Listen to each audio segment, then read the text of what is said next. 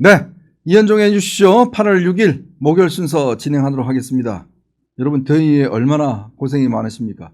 정말 제가 살아오면서 이렇게 더운 적은 처음인 것 같습니다. 아마 여러분도 비슷한 경험을 하셨을 것 같은데요. 정말 이 바람 자체가 뜨거우니까 정말 견뎌낼 수가 없습니다. 확실히 기후가 좀 바뀌는 게 아닌가 그런 생각이 듭니다. 날씨는 덥더라도 좀 이런 여러 가지 소식들이 좀 즐거운 소식들이 있으면 그래도 좀 즐거운데요. 근데 요즘 이 정치권 또 청와대에서 들려오는 소식들을 아마 들으시면 아마 더 열받는 일들이 많을 것 같습니다. 자, 여러분 보시면서요. 구독과 좋아요 알림 꼭 부탁드리고 많은 응원 부탁드리도록 하겠습니다. 자, 저는 첫 번째 이슈에 대해서 이야기를 좀 해보겠습니다. 지금 육사해사공사 이 세 개가 있습니다. 꽤 오래 우리가 이미 우리 국군을 창설한 이후부터 육사해사공사는 그렇게 유지가 되어 왔습니다. 육군사관학교 같은 경우는 지금 태릉에 위치하고 있고요. 해사는 저 진해 쪽에 있고 공사는 청주 쪽에 지금 있습니다. 다 비행장과 바다를 거기 있고, 태릉 같은 경우는 사실은 여기는 군사 유적지입니다. 그 중요한 의미를 갖고 있는 지역인데 거기에 일단 배치가 되어 있습니다. 근데 이 국방부 장관이요, 안기백 국방부 장관이 느닷없이 3군 통합을 들고 나왔어요. 3군을 통합하겠다를 들고 나왔는데 그래서 굉장히 지금 갑론을박이 됐고, 특히 각군 동창회에서 결사적으로 반대한다는 입장을 밝혔습니다. 그래서 이 문제가 지금 굉장히 핫한 이슈가 되고 있는데, 어제 대통령이 외교안보부처 업무보고를 받는 자리에서 이런 이야기를 했습니다. 쿠데타를 3번이나 한 중심이 육사인데 한 번도 책임을 묻지 않았다. 다 육군에서 벌어진 일 아닌가? 육사 출신들이 한 일인데 거기에 대해 책임을 물은 일이 있나? 쿠데타를 무려 3번이나 했던 중심이 육사인데 한 번도 책임을 묻지 않았다. 앞으로 또 할 수 있지 않나? 자, 이렇게 이야기를 했습니다. 결국 이 대통령이 3군 통합을 하는 핵심적 이유가 이 쿠데타의 중심 세력인 육사를 없애서 결국 3군을 통합시키겠다라는 걸로 이야기를 하고 있는 거죠.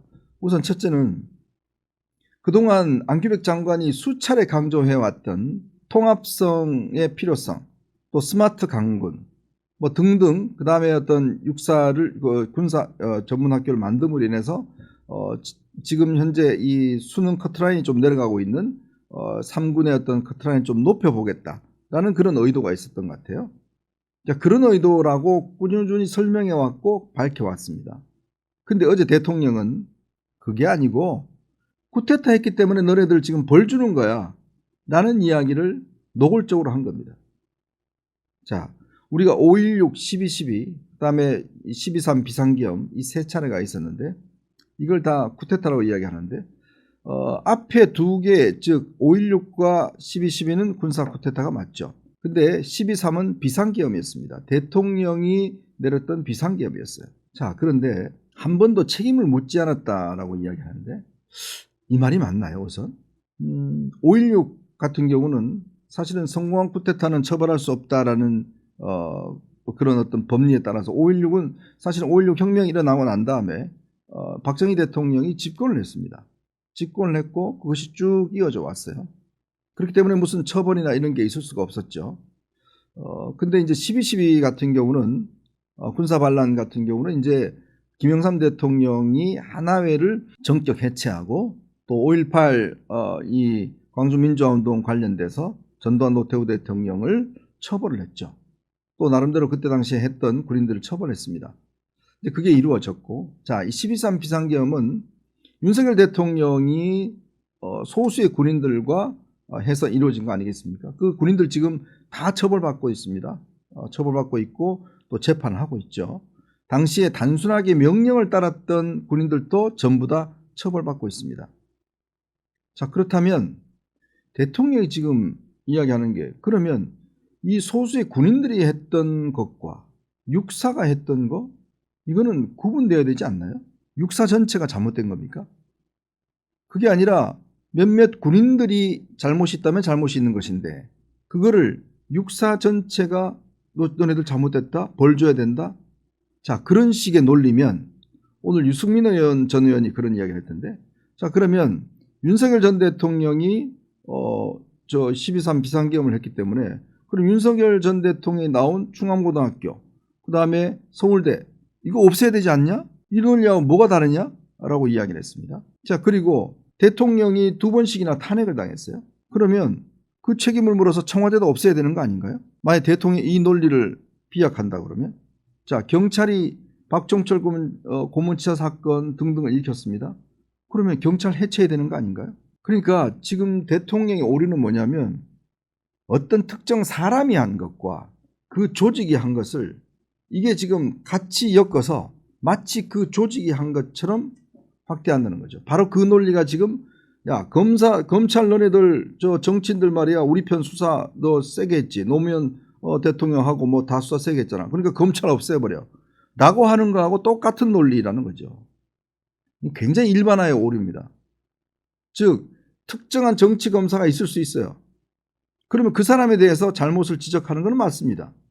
그렇다고 해서 제도로서의 검찰 제도의 필요성, 전체 검사들을 야 너네들 다 똑같아.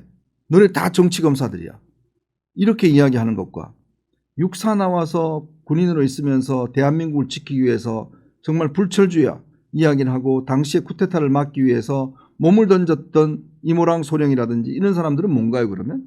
다 육사 출신인데? 그럼 이 사람들도 다 도매금으로 넘어가나요? 그럼 수많은 육사 출신들이 대한민국을 위해서 지금 전선에서 박봉에도 불구하고 열심히 노력하고 있는데 그 사람들을 전부 다 그러면 너 육사 출신이지 너 똑같아 이렇게 일반화할 수 있나요? 이건 굉장히 지금 일반화의 오류를 범하고 있는 거예요. 아니 사람이 예를 들어서 특정한 잘못을 했으면 그 사람을 처벌해야지. 어떤 부서가 잘못하고 어떤 집단이 잘못했다고 해서 너네가 전부 다 잘못이야? 라고 하는 거. 육사가 한 번도 책임을 묻지 않았다? 육사를 왜 책임을 물어요? 육사가 잘못입니까? 그 사람이 잘못입니까? 그러니까 지금 대통령의 생각은 소위 이제 지금 민주당 쪽 생각 똑같은데 검찰 너네들이 수사를 잘못했으니까 검찰 없애버려 라는 생각과 야 육사 출신들이 너네들이 12.3 계엄 가담했으니까 육사 너네들 다 없애버려 라는 거하고 도대체 뭐가 다르죠? 그러면 그 육사를 나왔던 수많은 우리 이 장교들 같은 경우는 아니 내가 왜 내란 세력이고 내가 왜 쿠데타 세력이야? 라고 항변하지 않겠어요? 그러지 않겠습니까? 이들이 국가를 위해서 그동안 헌신한 것은 아무짝에 어려버리고 오로지 지금 쿠데타를 했다라는 황당한 이유로 육사를 없애버리겠다라고 하는 것은 이거는 정말 논리의 비약도 이런 비약이 있을 수가 없습니다. 근데 어제 안규백 장관은 한마디의 대꾸를 못했어요. 왜 그랬을까요? 저 같으면 그런 대꾸를 했을 겁니다. 아니 대통령님 육사가 뭐 잘못했어요? 그 군인들이 잘못했지? 그랬으면 아마 잘렸겠죠. 바로 집에 가라 그랬겠죠. 근데 이제 우리 안규백 장관은 또 이분이 지금 탈영 의혹을 갖고 계신 분 아닙니까? 군의 사기가 없는 거를 만약 이런 거를 탈영 의혹을 갖고 있는 사람이 예를 들어서 그러면 방위를 없애야죠. 탈영 의혹이 있으니까 똑같은 거 아닙니까? 그런 사람으로 하여금 이 중대한 이 3군 통합을 하겠다? 이거 자체가 제가 볼 때는 앞뒤가 맞지 않는 거고 또 심지어 근본적으로 이 3군에 대한 통합 문제는요. 지금 여러분 미국에는 이 육사 해사 공사 다 있습니다. 지금 미국 같은 경우는 육사는 웨스트 포인트가 있죠. 또 그다음에 해사는 아나폴리스가 있습니다. 공사는 콜로라도 스프링스에 있습니다. 미국의 이 그 3군 사관학교는요. 정말 아이비리그에 버금갈 정도로 엄청 유명하고 합격률도 진짜 아주 치열합니다. 그만큼 이 미국은 3군 사관학교를 나오면 꽤 사회적으로 또 여러 가지로 인정해 주는 거죠. 그런데요. 전 세계적으로 이렇게 보면 3군이 이 나눠져 있는 데는 기본적으로 군사 운용하는 그 범위가 굉장히 많습니다. 우리나라가 지금 40만이거든요. 40만 군대인데 지금 미국 같은 경우는 거의 한 100만 가까이 되고요. 러시아도 마찬가지고 영국, 프랑스가 한 26만, 영국이 한 14만 정도 군을 운영하고 있습니다. 자, 이 러시아도 130만이에요. 그런데 기본적으로요. 이렇게 군이 많이 운용하는 나라에서는 다 이 나눠서 교육을 시키고 있습니다. 그리고 통합성을 위해서 장교로 복무 임관한 다음에 통합성 교육을 시키고 있어요. 미국은 학부 4년 기본적으로 다 사관학교에서 일을 하게 하고요. 그리고 영국 같은 경우는 1년은 다른 학교에서 그 다음에 나머지 3년은 군사교육을 하도록 그렇게 되어 있습니다. 프랑스 같은 경우는 5년 동안 이렇게 하게 되어 있고요. 반면에 통합하는 나라는 독일이나 캐나다, 호주처럼 기본적으로 군의 규모가 작은 곳입니다. 10만이 안 되는데요. 일본은 특히 군이 아니라 자위되지 않습니까? 그렇기 때문에 이거는 우리가 같은 의미로 포함할 수가 없고요. 즉 군 운용 단위가 작은 곳은 기본적으로 이렇게 통합해서 하고 있습니다. 그런데 지금 대표적으로 통합하는 데가 바로 태국, 필리핀, 베네수엘라입니다. 자, 대통령이 이게 육삼아 있으니까 이거 쿠데타 하는 거 또 할 수 있는 거 아니냐 이렇게 우려를 표명했어요. 근데요, 역으로 지금 태국이 심심하면 쿠데타가 일어나거든요. 태국은 왕정국 왕이 있고 입헌 군주제이지 않습니까? 총리가 있는데 태국은 정말 정치적으로 보면 두 군데로 착 갈라져 있죠. 근데 태국은 늘 이 문제가 있으면 그냥 군이 개입을 해요. 근데 여러분 태국군은 어떤지 아십니까? 다 통합해서 교육시킵니다. 3군이 다 통합해서. 그리고 필리핀 같은 데는요, 아예 이 경찰까지도 다 통합해서 교육시킵니다. 이 태국은요, 통합 예비학교라고 있는데 여기는요, 군, 경찰 전부 다 같이 교육을 받습니다. 이래 놨더니 어떤 일이 벌어지느냐? 쿠데타 할 때 육해공뿐만 아니라 경찰도 같이 해요. 왜? 같은 동기들이니까. 다 같이 교육하니까 쿠데타 할 때 육해공, 경찰까지 전부 다 힘을 합쳐서 쿠데타를 일으킵니다. 필리핀 마찬가지예요. 베네수엘라 마찬가지예요. 이게 잘못하면 3군을 통합해 놓으면 훨씬 더 쿠데타를 일으킬 확률이 높아요. 육군은 쿠데타 알면 탱크나 이 정도 들고 나오잖아요. 근데 공군과 해군이 되면 어떻게 될까요? 전투기 들고 나와요. 공군 되면.